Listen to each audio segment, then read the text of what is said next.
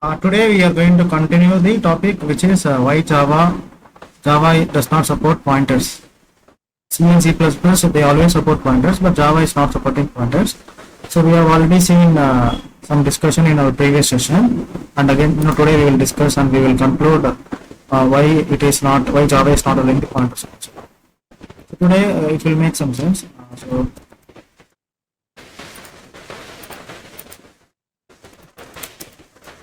Why Java does not support pointers. So let me give you a small illustration, or I can say that let me reproduce a small high level diagram so that for the better understanding.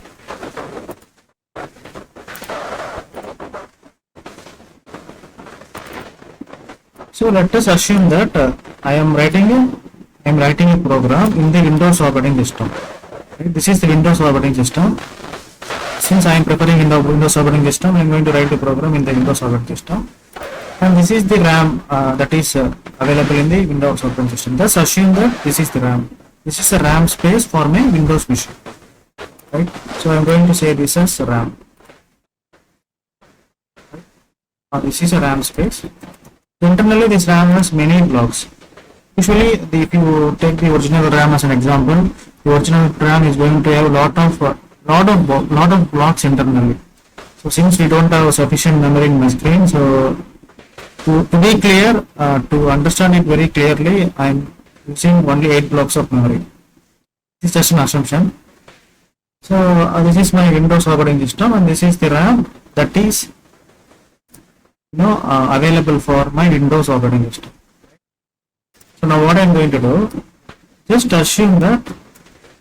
imagine that I have opened the 3 applications in my Windows operating system. Just an imagination. So what I am doing is, as soon as I started opening my OS, I opened the calculator application. So I started using the calculator application. So this calculator application is going to consume a block of memory.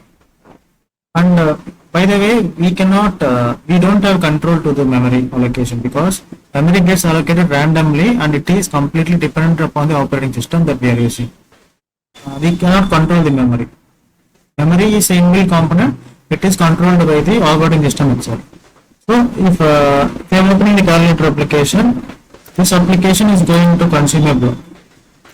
This calculator application is going to get stored in a particular random memory block. Let us assume that it is going to take this memory block. Right? And again, for the second time, I am going to open another application. Like I am going to open a notepad in my system. These are the applications that are available in my system. Firstly, I have opened calculator. Secondly, I have opened notepad. So let me write it here. Let me mark it as calculator. Right? And notepad, let us assume that notepad is going to consume this space.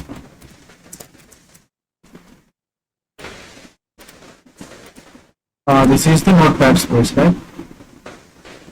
This is till here it is very clear. And thirdly, what I am trying to do, I am trying to write a Java program. Okay. Thirdly, I am trying to write a Java program. So a simple Java program. What I am doing, I am just using a class. Name of the class is A. Don't worry about this code, just try to understand the concept. So I am just using a variable A and I am showing a value 100. Right? Very simple program. I have used one variable A and I am storing a value 100. So in the main memory, I am creating an object. Don't worry about the code. Just I will tell you what this code actually does. A obj equal to A. Okay. So this is simple Java programming language. So as soon as the programming language is written, I need to perform the compilation. We know that already. So this file is going to be what? This file is going to be saved as dot Java file, which means a dot Java file. We have to save this as a dot Java file. That is one of the rules that we have to follow. Dot Java file. We can also call this as source file, source code, or high level language, high level code, high level language we can say. Right. So I have used my Windows operating system. I have written a piece of Java code. So this is how. Now I am going to save this internally a.java file, right? So as soon as we need to check if the code has any errors, so that we need to use the compiler. So in order to run this program, first of all it has to go through the compilation phase, right? So let us assume that this is a compiler. Let me write it as a simple compiler. This is a simple compiler. This is its compilation stage, right? After compilation, what happens? It is going to generate bytecode. We know this already. We have already seen these technologies, but today we are seeing these things with respect to the memory point of view. Okay.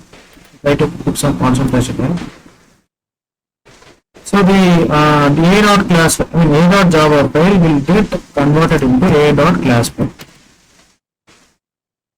After compilation, the file name is going to be what? A dot class. Right? We call this file as a bytecode or intermediate code. We can call this bytecode, or else we can say it as intermediate code.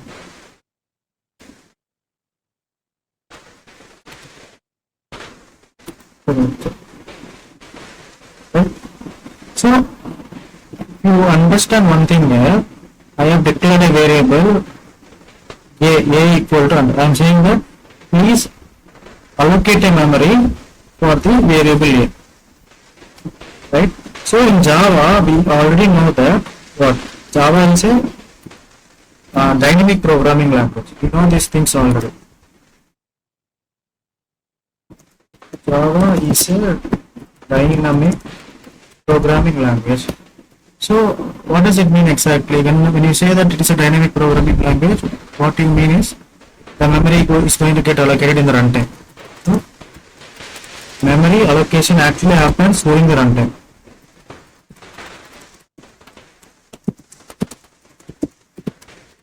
Happens during the runtime.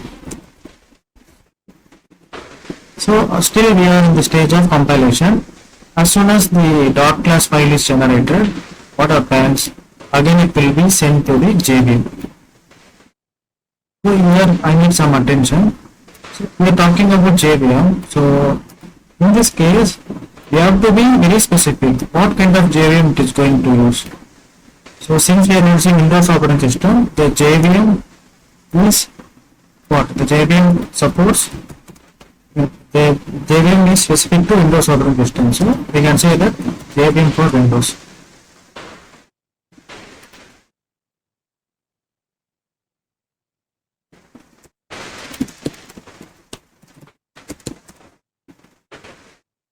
Right. So JVM is going to accept this dot class file. You need to understand here, you need to focus here. What JVM is going to do? JVM is going to actually accept this dot class file is going to be sent to JVM.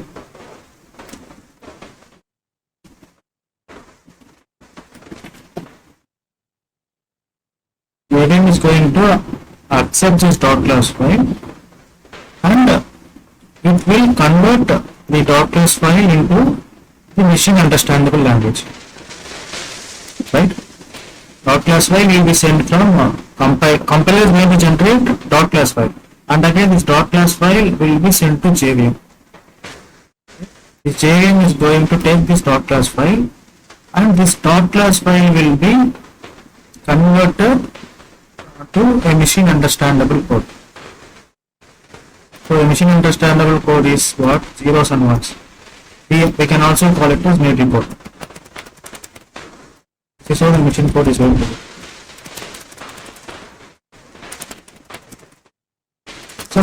zeros and ones, we really don't understand what is a machine code, because machine code is something that is designed for operating systems. Okay. So let me reduce the size. Okay. So this is the machine code, right? So at the time of generating the machine code, at the time of converting the dot class file to the machine code, the JVM will also communicate with the memory. So it is going to communicate with the memory. From here it is going to communicate with the memory, and it will say, it will assign the memory, it will allocate the memory for the instance variables. Instance variables here, if I say instance variables, they are nothing but the variables that are followed by primitive data types. This is an instance variable. Again, in future we are going to discuss what is instance variable completely. So when I say instance variable, this is an instance variable. So this process is called object creation. This is an instance variable. So the memory gets allocated for this instance variable. So in the memory, it is going to choose a random random block in the sense the block that is free to be allocated. It can choose any block. We cannot give any assurance that it is going to choose a specific block. It can choose any block. Let's say that it is choosing block number 104, right? So 104 is the address of this block, and this address is going to have the reference value, which is 100.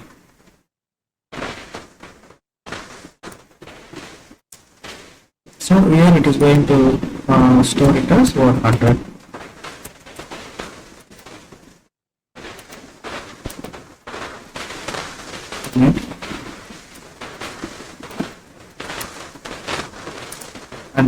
So this 100 is being referred by value A.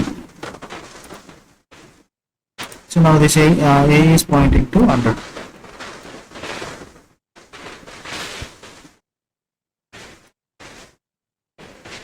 Now A is pointing to 100.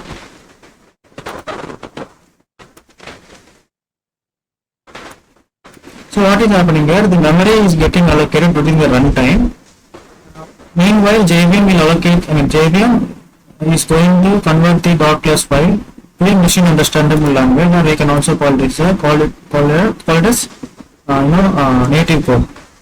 So this is the code that is generated by the JVM, which is specific for Windows. So this code can be, only Windows programming language is going to understand. Windows operating system is going to understand this code.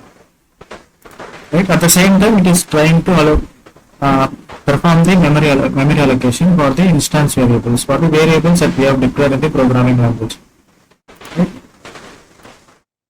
So after this, once the program gets executed, you will see the output here. Output will be displayed in the screen.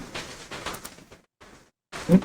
So in this case, there is nothing to be displayed because we haven't used any println statements. So all we are trying to do is how the memory is getting allocated here. So here, this is going to be output.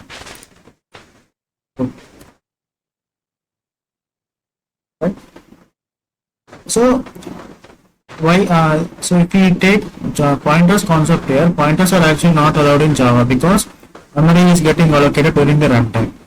Now let us imagine that if at all, if you are trying to assume that the pointer concept is applicable for Java, what exactly, how the memory, this memory blocks will be behaving, we will understand that, so that we can conclude why Java is not allowing pointers concept, right?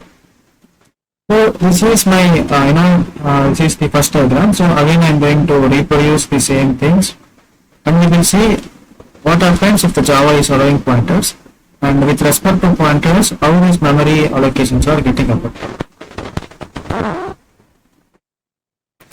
So here you have to assume that, not an assumption.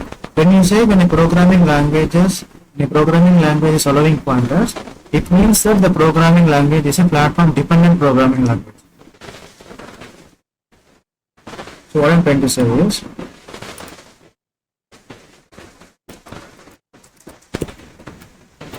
when you say that the pointers concept not directly coupled to a programming language. It means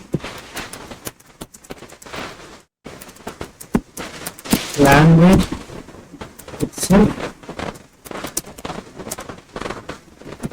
must be platform dependent programming language. This is one of the important points that needs to be observed. This is one of the important things. So here, if you just compare this this particular line with Java, Java is not allowing pointers concept. That's why Java has become platform independent programming language. Right? So now we will understand why Java is not allowing pointers and what will happen if Java allows pointers. So once we complete discussing that, now this line is going to make a pretty more sense. Okay.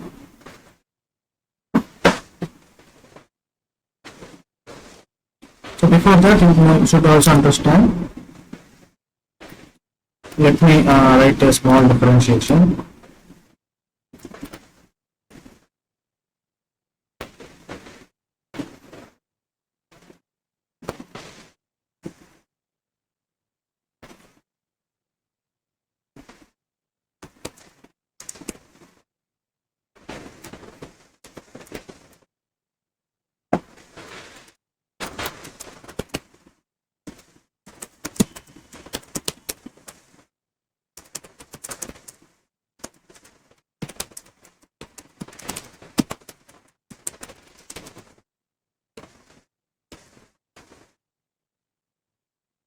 So memory gets allocated at compilation time.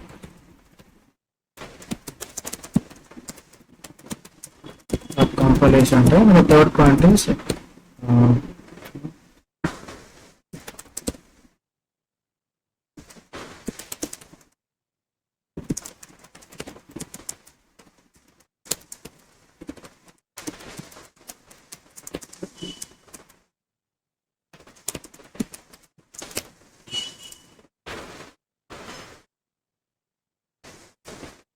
if any language is allowing the pointers concept, the language is always behaves like this one. In that language, the pointers are allowed. Memory gets allocated by the compilation time. The programming language has to be platform dependent programming language. Okay.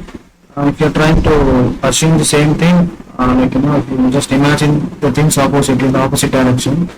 So this is how it is going to be. So pointers are not allowed. Memory gets allocated at the runtime.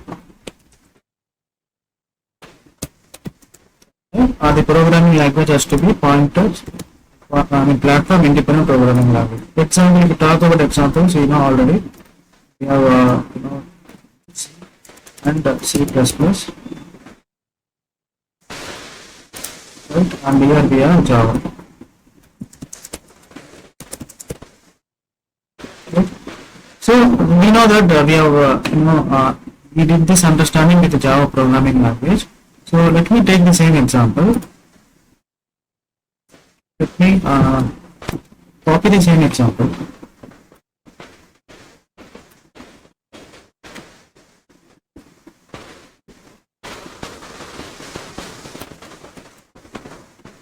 And paste it here.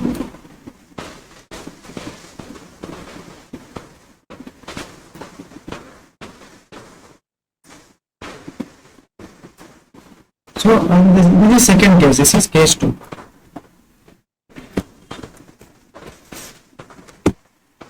This is what? This is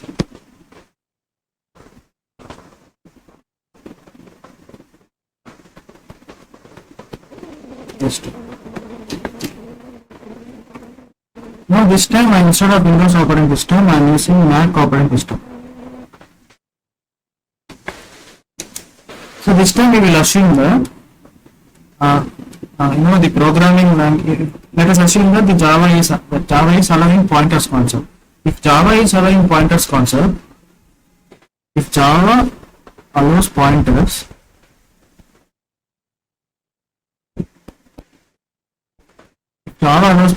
it means the memory allocation should happen at the compilation time. The memory has to be allocated at compilation time.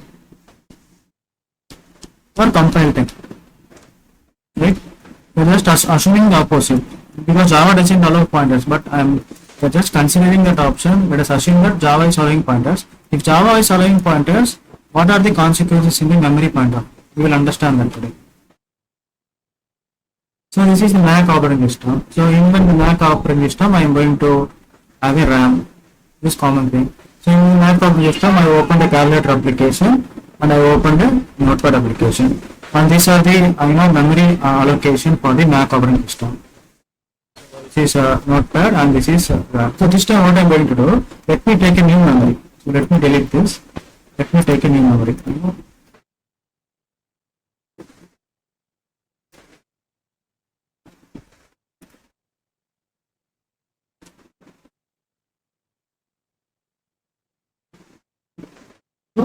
This time I am going to take a new memory.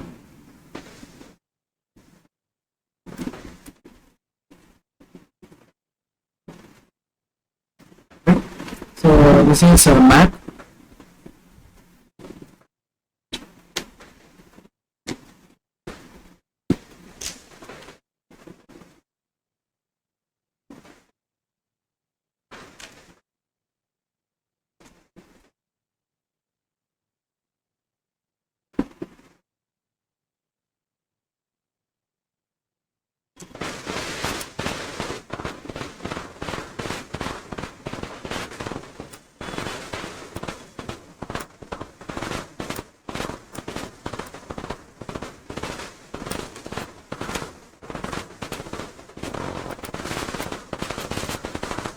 So this is going to be instead of Windows, this is going to be Mac. So in the Mac I have opened the calculator application, right? So let us assume that this time the Mac, this is the Mac operating system. So the memory may not get allocated in the same location which happened in the previous scenario. Right? This time the memory for calculator this memory may be consumed, and for notepad this memory may be consumed. Okay, so let me write it here, and this memory block is for calculator.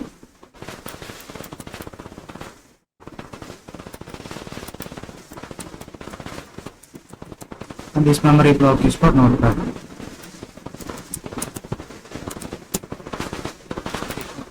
So what I am doing is, in this case I am not going to write the program. In this case I am not going to write this program. Instead what I am doing, I am not going to use the compiler. Not going to use the compiler. What I am assuming, I am trying to send this particular piece of compiled code, particular piece of .class file. I am using this .class file. I am transferring this .class file through an email, right? Through an email, and I am trying to execute this .class file in the Mac operating system. Okay, the .class file has been transferred. I am trying to execute this .class file in the Mac operating system. So, if you are going to assume that if the memory gets allocated during the compile time itself, the memory is getting allocated during the compile time itself, what actually happens is, whenever this .class file is carried away from Windows operating system to the Mac operating system, it will also carry the memory blocks of the variables that was referred previously. So here the memory block was, this is the memory block. This was the memory block that was assigned to the value. So this will also carry the same memory block here. Okay. Because we are assuming that if the memory is getting consumed in the runtime, it is going to carry the same memory block, right? So to our surprise, this memory block is free. To our surprise, this 104 memory block is free. Sometimes what happens, see here the calculator application, here we have notepad application. If I am trying to open another application like, let me say that,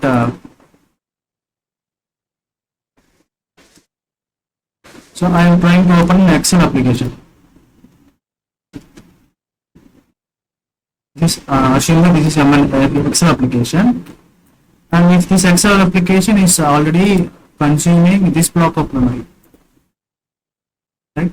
So since here if you see the code, the .class file has been migrated, at the same time the .class file has also bought the memory block for the a variable, right? So again this a variable, this memory block is going to consume the same block of memory which is already consumed by MS Excel. So this is already consumed by MS Excel.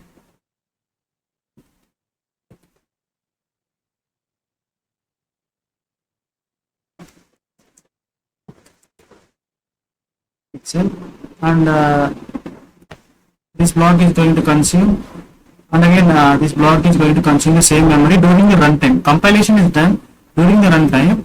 This piece of block, is going to consume, because this memory has a particular address. This variable has allotted a particular address 104. Here also it is going to consume the same memory block. So what is going to happen here? If it is going to consume the same memory block, the existing memory that is allocated for MS Excel is getting deleted. Right? So internally the data inconsistency is happening. At the same time, the behavior of the Mac operating system is going to be changed. So this is not really accepted in the real time, right? So that is why they did not allow the pointers concept in Java. And also, if you want to allow pointer concept in Java, you have to make sure that the Java should be a platform dependent programming language. But what we have done, what Java people have done, Java people made the programming language as platform independent. If you want a programming language to be platform independent, it has to do one sacrifice. What is that sacrifice? It should eliminate pointers. If the pointers wants to be included in Java, then the platform independent concept should be ignored, and Java should also follow the same platform dependency concept. Both can't be sitting in the same place. You cannot have pointers, at the same time you cannot achieve platform dependency. At least one needs to be sacrificed. Because Java people have sacrificed what? They have sacrificed in pointers, and that's why Java has become platform independent.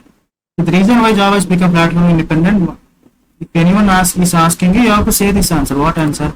Because of JVM, Java has become platform independent. But with respect to pointers, you have another answer. What is that? Java has become platform independent because it is not allowing pointers. If it has to allow pointers, there will be data inconsistency, and because of data inconsistency, the application is going to behave weird, because the memory blocks of the already existing memory will be overridden. Right? So I hope you are able to understand this concept. Ganesh, just leave a message in the chat box. If you are able to follow this, just leave a and if you want me to repeat it once again, you can also say yes. We will go through it once again from the beginning. Can I repeat it once again? Okay. As simple as that. Let me repeat it once again for you, so that you will get there will be some more clarity. So this is my Windows operating system. This is how the memory gets allocated. Whenever you are trying to open a new application. Initially I opened calculator. Secondly I opened Notepad, and then I have started developing a code. I have started using Java programming language. So this is how the programming language gets gets executed. Before getting executed, it needs to be compiled. After compilation, .class file will be generated. After that, the .class file will be sent to JVM. Then JVM is going to perform the memory allocation while executing the code. Memory allocation and the code execution both happens at the same time. So this will be happening, simultaneously along with this.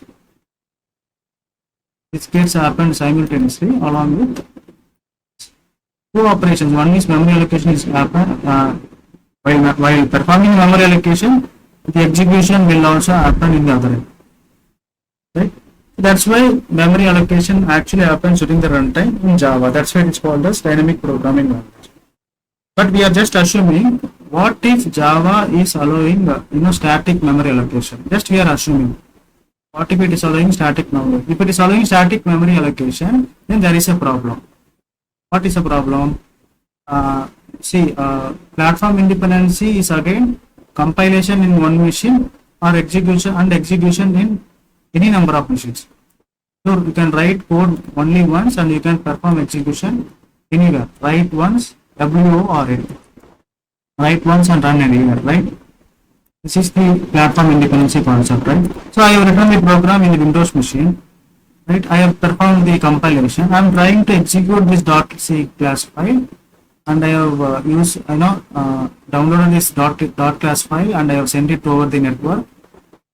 So through and I'm using my Mac machine, I have downloaded the dot class file and I'm trying to perform the execution from here.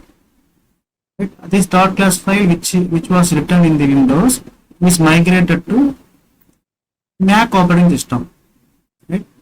So if we are assuming that Java is performing memory allocation during the compilation time, right? The same memory blocks it will try to override.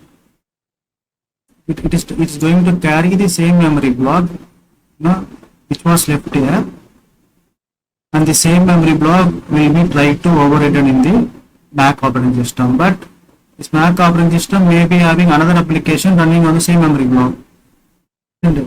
So that is the reason why they have ignored the pointers concept in Java. Why they have ignored? Because Java is a platform independent programming language, and the memory allocation in Java is a dynamic memory allocation. If you have pointers, you cannot have independency concept. If you have independency concept, you cannot have pointers. This is as simple as that. I will send you this. Let's discuss some more theory today. Put this. Save us.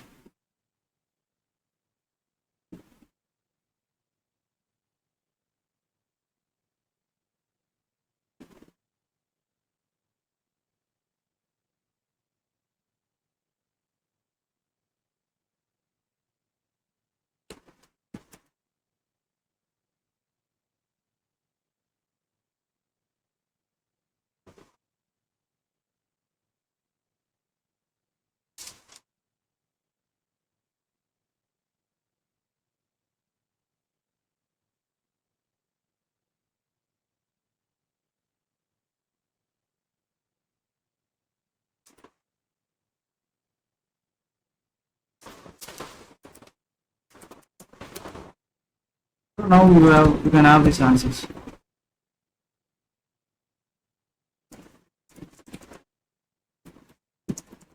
Pointers are not Java is a simple programming language, and the concept of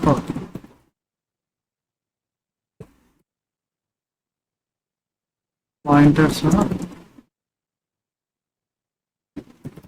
confusing, and that's why pointers has been removed in Java. This first answer. Second answer is the pointers concept is a threat to the data security.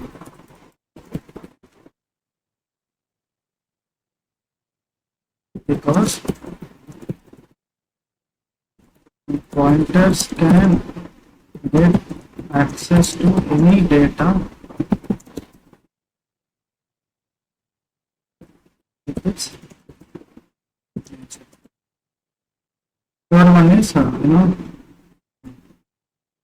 pointer concepts are applicable only for static programming language, but Java is a dynamic programming language.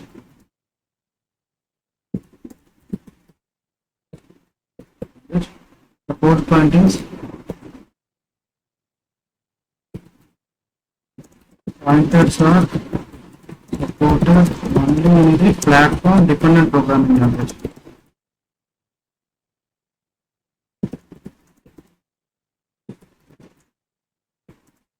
But Java is not independent programming language. So the last point we can have is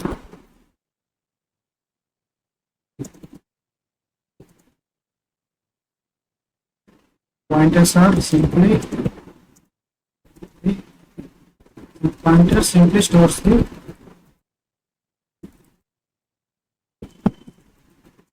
address of the variables, and one can have multiple pointers for the same variable, which actually creates a lot of confusion for the developers. So that's why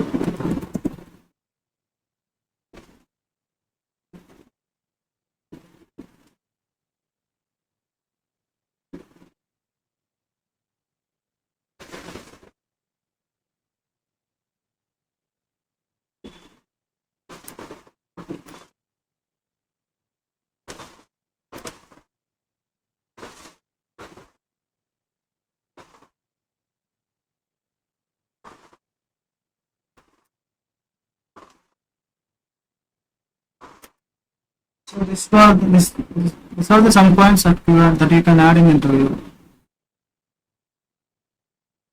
right? So this is all about the pointers. So there are no pointers in Java.